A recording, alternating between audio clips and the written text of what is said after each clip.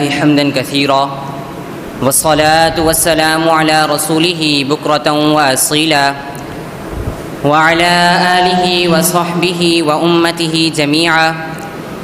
أما بعد فأعوذ بالله من الشيطان الرجيم بسم الله الرحمن الرحيم أذن للذين يقاتلون بأنهم ظلموا وإن الله على نصرهم لقدير وقال الله تبارك وتعالى في مقام آخر وإن جنحوا للسلم فاجنح لها وتوكل على الله إنه هو السميع العليم صدق الله العظيم وصدق رسوله النبي الكريم۔ تعریف جو میں کرتا ہوں خیر الانام کی، تعریف جو میں کرتا ہوں خیر الانام کی، عزت بلند ہوتی ہے میرے کلام کی، ہماری قبر میں لائیں گے تشریف سرکار کیونکہ عادت بنا رہے ہیں درود و سلام کی۔ پڑھیے الصلاۃ والسلام علیک یا سیدی یا رسول اللہ وعلی آلک واصحابک یا سیدی یا حبیب اللہ۔ حمد و ثنا کے بعد محترم و محتشم اساتذہ کرام، جملہ سامعین و حاضرین کرام، السلام علیکم ورحمۃ اللہ وبرکاتہ۔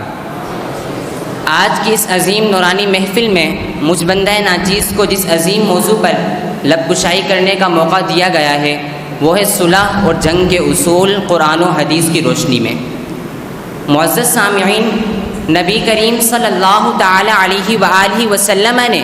اپنی حیات ظاہری میں جنگیں بھی لڑیں اور آپ صلی اللہ تعالی علیہ وآلہ وسلم نے صلحات بھی فرمائیں۔ آپ صلی اللہ تعالی علیہ وآلہ وسلم کی یہ جنگیں کن اصولوں کے تحت تھیں اور آپ صلی اللہ تعالی علیہ وآلہ وسلم نے جو صلحیں فرمائیں انہیں کیسے نبھایا، اس حوالے سے چند مختصر باتیں عرض کرنے کی کوشش کروں گا۔ سامعین، یہ بات روز روشن کی طرح عیاں ہے کہ نبی کریم صلی اللہ تعالی علیہ وآلہ وسلم جو دین لے کر تشریف فرما ہوئے وہ دین یعنی اسلام صرف اخلاقیات اور عبادات کا درس نہیں دیتا۔ اسلام ایک دین فطرت ہے، زندگی سے لے کر موت تک کے تمام مراحل میں انسان کی رہنمائی کرتا ہے، اور یہ ایک فطری عمل ہے کہ جب مختلف قوموں کے افکار، مختلف قوموں کے خیالات سامنے آتے ہیں تو ان میں ٹکراؤ پیدا ہو جاتا ہے، اور بعض اوقات اس ٹکراؤ کی صورت میں قومیں جنگوں کا شکار ہو جاتی ہیں، اور بعض اوقات قوموں کو صلح کی طرف مائل ہونا پڑتا ہے۔ صلح اور جنگ کی صورتحال سے نمٹنے کے لیے قرآن و حدیث میں بڑے تفصیل سے اصول و ضوابط بیان کیے گئے ہیں، اور ساتھ ہی اس بات کا احساس دلایا گیا کہ اگر صلح یا جنگ کرتے ہوئے ان اصولوں میں سے کسی ایک قانون کو بھی ترک کر دیا تو یہ صلح اور جنگ اسلام کی خاطر نہ ہوگی بلکہ اپنی ذات کی خاطر ہوگی۔ معزز سامعین، یہ ایک مسلمہ حقیقت ہے کہ جنگ دراصل بھیانک خون ریزی، قتل و غارت اور ہزاروں انسانی جانوں کے قتل کا نام ہے۔ قرآن و حدیث کی واضح تعلیمات کے مطابق انسانوں کی جانوں کو بڑی عزت اور حفاظت دی گئی، چنانچہ اللہ رب العزت نے قرآن پاک میں ارشاد فرمایا وَلَقَدْ كَرَّمْنَا بَنِي آدم، اور تحقیق ہم نے بنی آدم یعنی انسان کو بہت عزت بخشی، وَحَمَلْنَاهُمْ فِي الْبَرِّ وَالْبَحْرِ، اور ہم نے انہیں یعنی انسانوں کو خشکی اور سمندری میں سواری عطا فرمائی، وَرَزَقْنَاهُمْ مِنَ الطَّيِّبَاتِ، اور ہم نے انسانوں کو پاکیزہ رزق عطا فرمایا، وَفَضَّلْنَاهُمْ عَلَى كَثِيرٍ مِّمَّنْ خَلَقْنَا تَفْضِيلًا، اور ہم نے انسانوں کو اپنی بہت سی مخلوقات پر فضیلت عطا فرمائی۔ اسی طرح قرآن حکیم میں ایک انسان کے ناحق قتل کو، خواہ وہ انسان کافر ہو یا مسلمان، عالمی فساد اور کل انسانیت کا قتل قرار دیا گیا۔ قرآن حکیم میں اللہ تبارک و تعالی نے ارشاد فرمایا من قتل نفسا بغیر نفس او فساد فی الارض فکأنما قتل الناس جميعا، کہ جس کسی شخص نے ناحق کسی انسان کو قتل کیا یا زمین میں فساد برپا کیا تو گویا اس نے کل انسانیت کو قتل کیا۔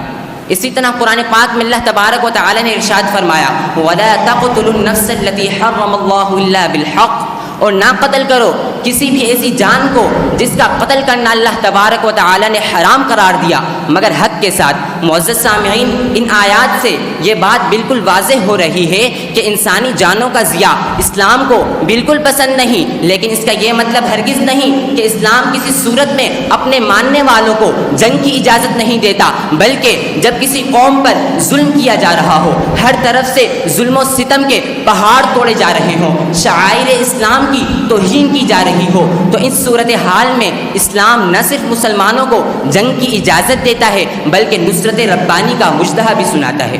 قرآن حکیم میں رب تعالی نے ارشاد فرمایا اذن للذین یقاتلون بانہم ظلموا وان اللہ علی نصرہم لقدیر، اور اجازت دی گئی ان لوگوں کو تاکہ وہ جہاد کریں اس وجہ سے کہ ان پر ظلم کیا گیا، اور بے شک اللہ تبارک و تعالی ان کی مدد کرنے پر ضرور قادر ہے۔ ان حالات میں جنگ سے بزدلی کرنا اللہ تبارک و تعالی کو بالکل پسند نہیں۔ قرآن پاک میں کئی مقامات پر بزدلی کی مذمت کی گئی، چنانچہ اللہ تبارک و تعالی نے ارشاد فرمایا وَلَا تَهِنُوا وَلَا تَحْزَنُوا وَأَنْتُمُ الْأَعْلَوْنَ إِن كُنتُم مُؤْمِنِينَ، اور اے مسلمانوں تم جنگ سے سستی نہ کرو اور غم نہ کھاؤ، تم ہی بلند ہو اگر تم ایمان والے ہو۔ معزز سامعین، جب مسلمانوں کو جنگ کی اجازت دی گئی، ساتھ اس بات کی بھی خاص تنبیہ کی گئی کہ مسلمان بھی انتقام لینے میں حد سے تجاوز کر کے خود ظالم نہ بن جائیں، چنانچہ ارشاد فرمایا وَقَاتِلُوا فِي سَبِيلِ اللَّهِ الَّذِينَ يُقَاتِلُونَكُمْ وَلَا تَعْتَدُوا إِنَّ اللَّهَ لَا يُحِبُّ الْمُعْتَدِينَ، اور اللہ کے راستے میں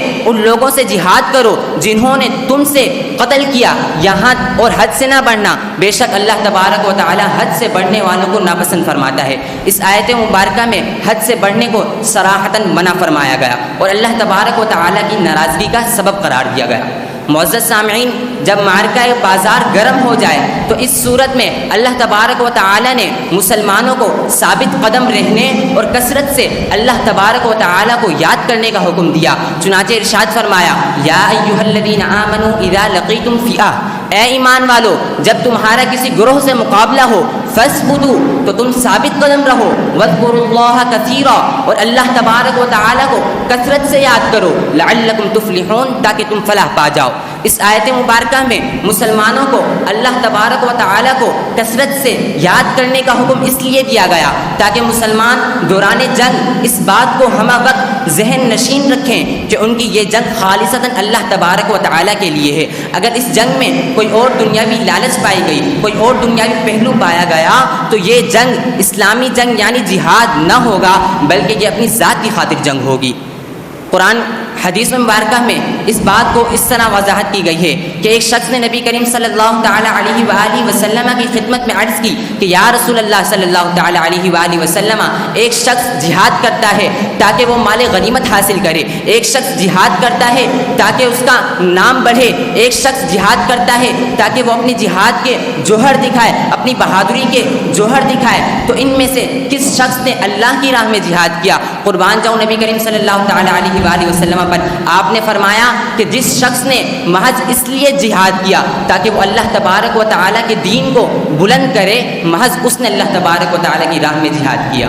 معزز سامعین، جب ہم تاریخ کا مطالعہ کرتے ہیں تو ہمیں انسانی شکل میں بہت سے ایسے درندے نظر آتے ہیں جو کہ جنگ کے دوران بچوں، بوڑھوں اور عورتوں تک کو قتل کر دیتے ہیں، مگر قربان جاؤں نبی رحمت صلی اللہ تعالی علیہ وآلہ وسلم پر کہ آپ نے بوڑھوں، بچوں اور عورتوں کو قتل کرنے سے منع فرمایا۔ ابو داؤد کی حدیث مبارکہ ہے، آپ صلی اللہ تعالی علیہ وآلہ وسلم نے ارشاد فرمایا لا تقتلوا شیخا فانیا، کہ تم کسی بوڑھے کو قتل نہ کرو، ولا طفلا صغیرا، اور نہ ہی کسی چھوٹے بچے کو قتل کرو، ولا امرأۃ، اور نہ ہی کسی عورت کو قتل کرو۔ اسی طرح جب ہم تاریخ کا مطالعہ کرتے ہیں تو بہت مرتبہ ایسے واقعات ملتے ہیں کہ جنگ کے دوران بہت سے لوگ ایک دوسرے کو جلا دیتے ہیں، مگر قربان جاؤں نبی کریم صلی اللہ تعالی علیہ وآلہ وسلم پر کہ آپ نے جنگ کے دوران اور جنگ کے علاوہ بھی لوگوں کو جلانے سے منع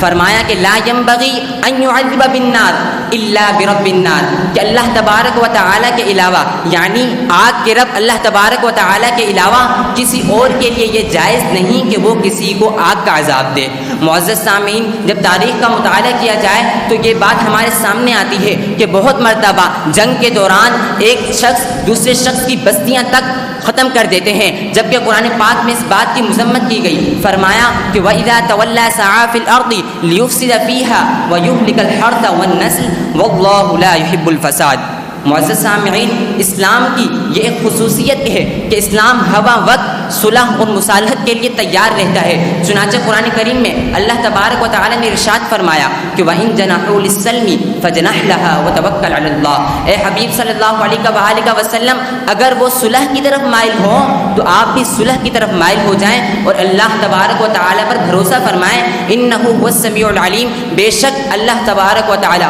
خوب سننے والا اور خوب جاننے والا ہے۔ در مختار میں ہے کہ اگر مسلمانوں کو صلح کے اندر مصلحت نظر آئے تو مسلمانوں کے لیے یہ صلح کرنا جائز ہوگی، اگرچہ یہ صلح کچھ لے کر ہو یا کچھ دے کر ہو۔ اور اگر مسلمانوں کو مصلحت صلح توڑنے میں نظر آئے تو مسلمانوں کے لیے صلح توڑنا بھی جائز ہوگا، مگر شرط یہ ہوگی کہ مسلمان فریق مخالف کو اس بات سے آگاہ کر دیں، اور آگاہ کرنے کے فوراً بعد جنگ نہ چھیڑی جائے گی، بلکہ فریق مخالف کو اتنی مہلت دی جائے گی کہ کافر بادشاہ اپنے تمام ممالک میں اس بات کا پیغام پہنچا دے، اس کے بعد جنگ کی جائے گی۔ یہ صورتحال اس وقت ہوگی کہ جب صلح کے لیے کوئی مدت معین نہ ہو، اور اگر صلح کے لیے کوئی مدت معین کی گئی تو قرآن کریم کے مطابق مسلمانوں کو اس وقت تک صلح پر قائم رہنا ہوگا جب تک فریق مخالف صلح پر قائم ہیں، کیونکہ قرآن پاک میں رب تعالی نے ارشاد فرمایا کہ فَمَسْتَقَامُوا لَكُمْ فَاسْتَقِيمُوا لَهُمْ، کہ جب تک وہ صلح پر قائم رہیں تو آپ بھی صلح پر قائم رہو۔